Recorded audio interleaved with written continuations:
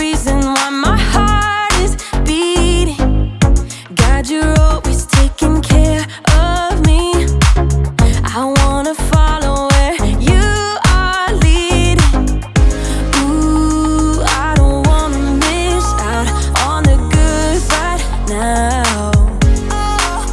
Ooh, and everything I... Hey Grove kids, good morning.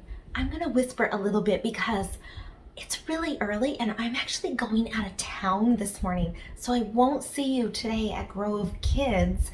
And I'm gonna tell you, even though I'm gonna have some fun with my sisters this weekend, I'm really gonna miss you guys. I love seeing you in person, but I'll see you next week for sure. So, as I was doing my devotionals kind of quietly this morning because everybody's still sleeping, I was reading in Luke 12:15, and it says, "Then he said," meaning Jesus said to them, "Watch out, be on your guard against wanting to have more and more things. Life is not made up of how much a person has."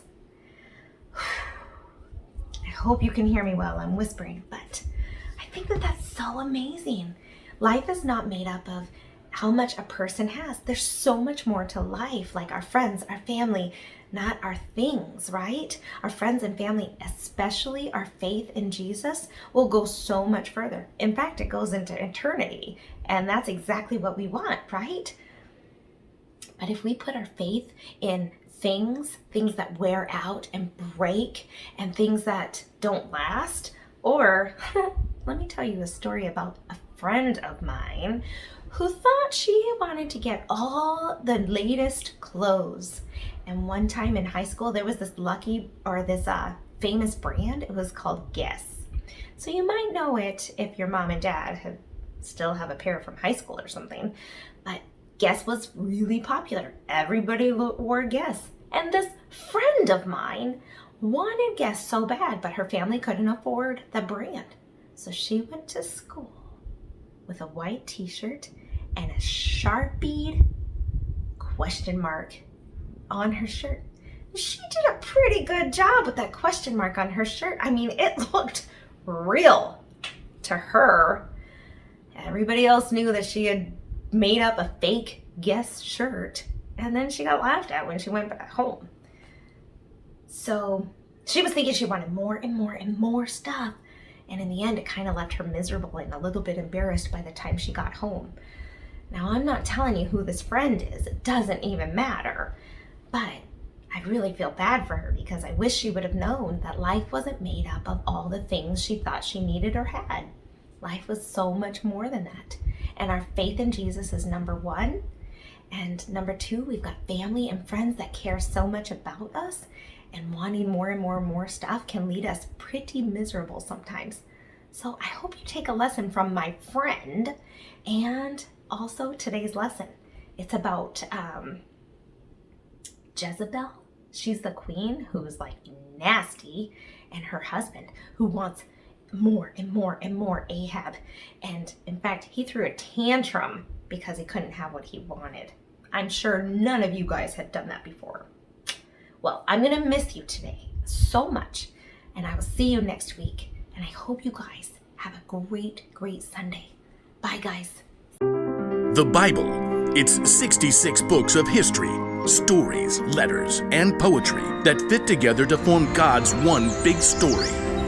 The epic adventure of how He created us and loves us so much that He made a way to rescue us. As we travel through the Bible, from Genesis to Revelation, we discover people who met God and found their lives changed forever.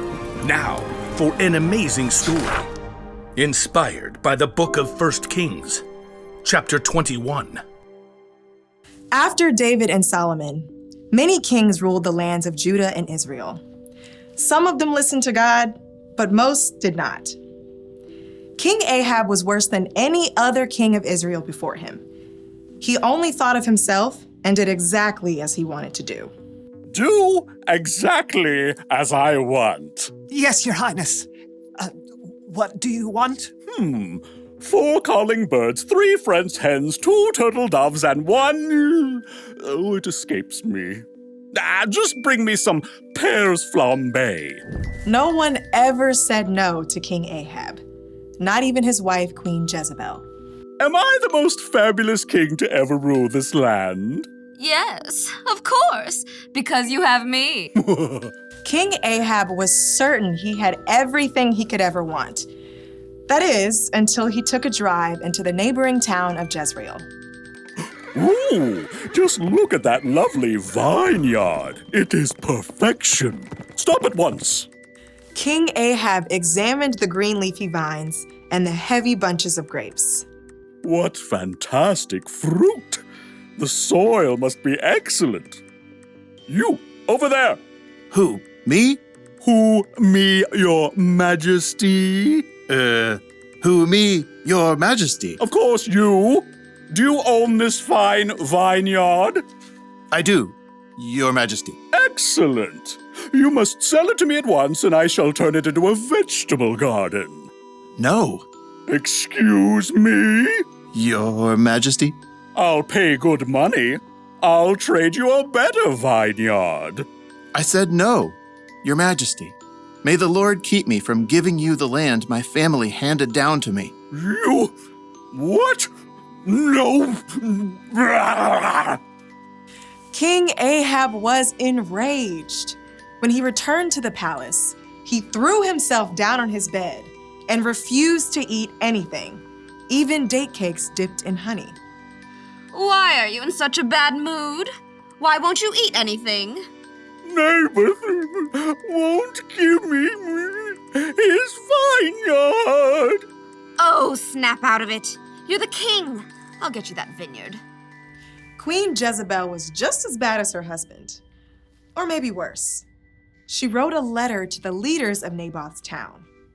Here is your mission, which you must accept. Number 1, announce a special day and give Naboth an important seat. 2, have 2 bad guys sit across from Naboth and claim that he cursed God and the king. 3, drag Naboth out of the city and throw stones at him until he dies. That should clear. Queen Jezebel sent her message, and the leaders of Naboth's town followed it, to the letter.